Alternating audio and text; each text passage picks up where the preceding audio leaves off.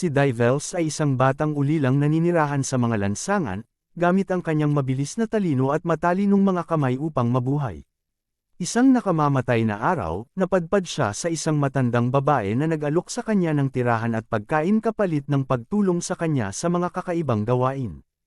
Hindi alam ni Divels, ang babaeng ito ay talagang isang makapangyarihang mangkukulam at ang kanyang lola.